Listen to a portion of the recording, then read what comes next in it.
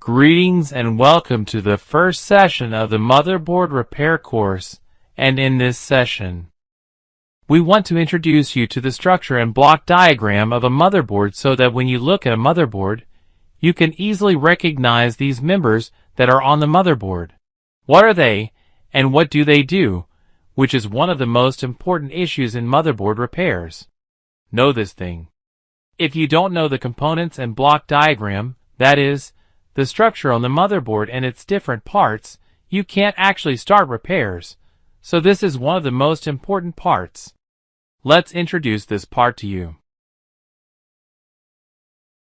Well, as you can see, here we have a motherboard that is different from single chip motherboards. And now I want to tell you about the chip in this meeting. I put the mother of the constellation in this way so that it is easier to see in the picture and to introduce it to you. Well, when you put the mother of the constellation in this way, you can easily see its structure in front of you.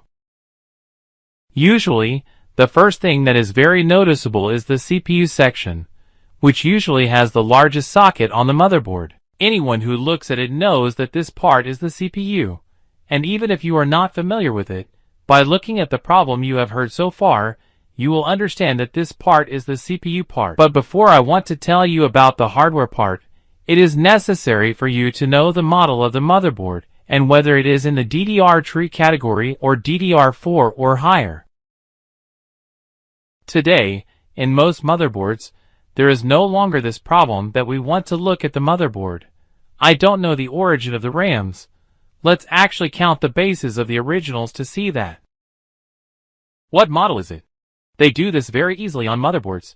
For example, if you pay attention here, it says DDR4, our motherboard is DDR4, and this is it. Now, what is the brand? The brand is also very convenient. Asus is usually on. Heatsink chips use this name, and the brand of the motherboard is also written on the motherboard itself. And the main model of the motherboard is what you can see here. Well, it is possible that the model of our board material, on some of our board materials, they may write behind this information. For example, they enter the information in a place like this, so you are very. You can carefully look around the board and on the motherboard and easily find out its model. Of course, if you find a motherboard that he did not provide the information, which is very unlikely.